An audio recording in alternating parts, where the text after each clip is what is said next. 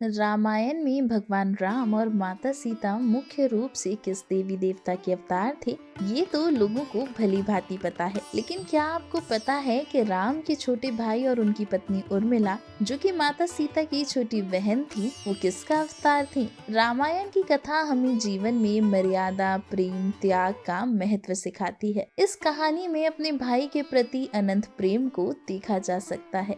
रामायण में मुख्य रूप से राम और सीता को महत्व दिया गया है, लेकिन लक्ष्मण की पत्नी उर्मिला का जिक्र रामायण में बहुत कम स्थानों पर मिलता है। लेकिन उर्मिला का त्याग और प्रेम सराहनीय है। माता लक्ष्मी और भगवान विष्णु के धरती पर अवतार लेने के बाद उनके प्रिय शेषनाग ने श्री राम के छोटे भाई लक्ष्मण के रूप में जन्म लिया था। आइए आपको बताते हैं कि अगर लक्ष्मण शेषनाग का अवतार थे तो उनकी पत्नी उर्मिला किसका अवतार थी?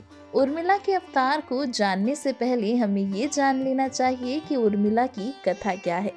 बता दें कि जब भगवान राम और सीता 14 वर्षों के वनवास के लिए जाने लगे, तब उनके छोटे भाई लक्ष्मण ने भी उनके साथ वन जाने की ठानी और वे भी 14 वर्षों के लिए वनवास चल दिए। लेकिन उनकी पत्नी उर्मिला ने स्वयं का जीवन भी 14 वर्षों के लिए एक साध्वी की भांति ही बिताया। उन्होंने अपने पति लक्ष्मण की 14 वर्ष की जिद को भी स्वीकार किया, ताकि लक्ष्मण पूर्ण रूप से अपने बड़े भाई और भाभी की सेवा कर सके। 14 वर्ष तक अपने पति लक्ष्मण से दूर रहने के कारण उर्मिला का त्याग सीता से अधिक माना जाता है। आइए जानते हैं किसका अवतार थी उर्मिला।